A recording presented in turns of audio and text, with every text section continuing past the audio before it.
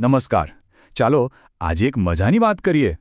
શું ક્યારે એવો વિચાર આવ્યો છે કે આપણા ભારતમાં વિસ્તારની રીતે સૌથી મોટું રાજ્ય કયું હશે? આજે આપણે એ જ જોવાના છીએ. એક કાઉન્ટડાઉન કરીશું અને એ પણ એક બહુ જ ખાસ નકશા પરથી. તો ચાલો તૈયાર થઈ જાઓ. અને જુઓ, આ જે જાણકારી છે ને એ કોઈ મોટા સરકારી રિપોર્ટમાંથી નથી આવી. આ તો ટિંબા ગામ પ્રાથમિક શાળાના હેડ ટીચર શ્રી સતીશ પ્રજાપતિએ પોતાના વિદ્યાર્થીઓ માટે જે સરસ મજાનો નકશો બનાવ્યો છે એના પર આધારિત છે. ખરેખર આવા પ્રયત્નોને તો દિલથી સલામ કરવી જોઈએ. તો રેડી? ચાલો આપણું કાઉન્ટડાઉન શરૂ કરીએ નંબર 10થી. અને આપણી આ સફર શરૂ થાય છે દેશના દક્ષિણ અને પૂર્વના વિસ્તારોમાંથી. તો નંબર 10 પર કયું રાજ્ય હશે? ચાલો જોઈએ. અને આપણી લિસ્ટમાં 10મા નંબરે એન્ટ્રી થાય છે તમિળનાડુની, જેનો વિસ્તાર છે લગભગ 1,30,058 ચોરસ કિલોમીટર. આ સાથે તમિળનાડુ છે ભારતનું 10મું સૌથી મોટું રાજ્ય. ચાલો 10મું સ્થાન તો પાક્કું થઈ ગયું. હવે આગળ વધીએ. નંબર 9 પર કોણ છે? અને 9મા સ્થાને છે છત્તીસગઢ. એનો વિસ્તાર છે 1,35,192 ચોરસ કિલોમીટર, એટલે કે તમિળનાડુ કરતાં થોડુંક મોટું. ઓકે, હવે વારો છે નંબર 8નો. તૈયાર છો? જોઈએ કયું રાજ્ય આવે છે. 8મા ક્રમે આવે છે પૂર્વ ભારતનું રાજ્ય ઓડિશા, જેનો વિસ્તાર છે 1,55,707 ચોરસ કિલોમીટર. લિસ્ટમાં આપણે હજુ આગળ વધી રહ્યા છીએ અને હવે જોઈએ કે 7મા નંબર પર કોણ છે. નંબર 7 પર છે આંધ્રપ્રદેશ. એનો વિસ્તાર છે 1,62,968 ચોરસ કિલોમીટર. હવે અહીંથી તમે જોશો કે રાજ્યોના કદમાં વધારો થતો જશે. સારું, અત્યાર સુધી આપણે દક્ષિણ અને પૂર્વના રાજ્યો જોયા.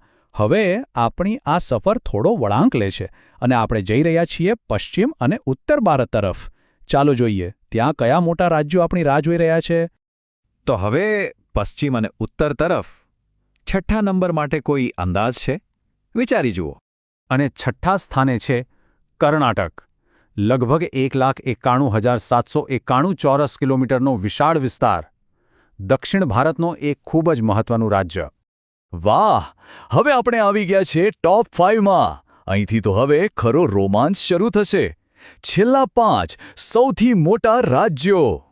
અને 5મા સ્થાને ગર્વ સાથે આવે છે આપણું પોતાનું ગુજરાત.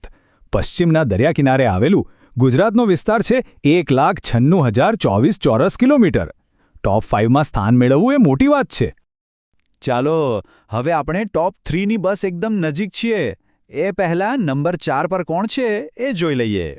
અને ચોથા સ્થાને આવે છે ઉત્તર પ્રદેશ, જેનો વિસ્તાર છે 2,40,928 ચોરસ કિલોમીટર. એટલે કે વસ્તીમાં તો આ રાજ્ય મોટું છે જ, પણ વિસ્તારની દૃષ્ટિએ પણ એ ટોપ 4માં આવે છે. તો હવે આપણે આવી ગયા છે એકદમ ટોચ પર. બસ 3 રાજ્યો બાકી છે. શું કોઈ વિચારી શકે છે કે ભારતના આ 3 સૌથી મોટા રાજ્યો કયા હશે? થોડું વિચારો. ચાલો હવે રહસ્ય પરથી પડદો ઉઠાવીએ. જી હા, હવે સમય છે ભારતના 3 સૌથી વિશાળ, સૌથી મોટા રાજ્યોને જાણવાનો. ચાલો આ કાઉન્ટડાઉનના શિખર પર પહોંચીએ. 3જા સ્થાને છે મહારાષ્ટ્ર. અને અહીંયા આંકડામાં એક મોટો જમ્પ આવે છે. 3,07,713 ચોરસ કિલોમીટર. વાહ! મહારાષ્ટ્ર એ પહેલું રાજ્ય છે આપણી લિસ્ટમાં જેણે 3 લાખનો આંકડો પાર કર્યો છે.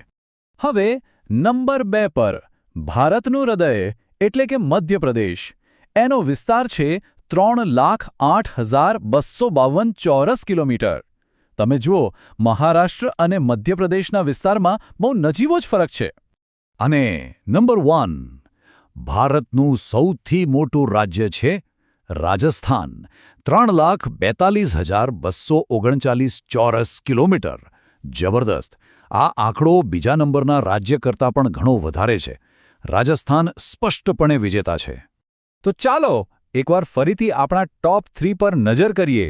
નંબર 1 પર રાજસ્થાન, બીજા પર મધ્યપ્રદેશ અને ત્રીજા પર મહારાષ્ટ્ર.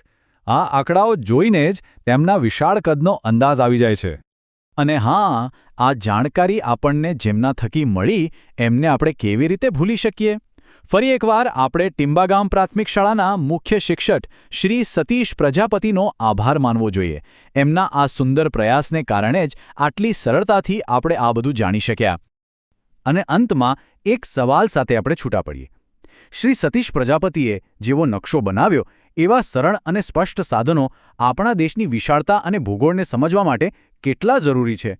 આના પર જરૂર વિચારજો. ફરી મળીશું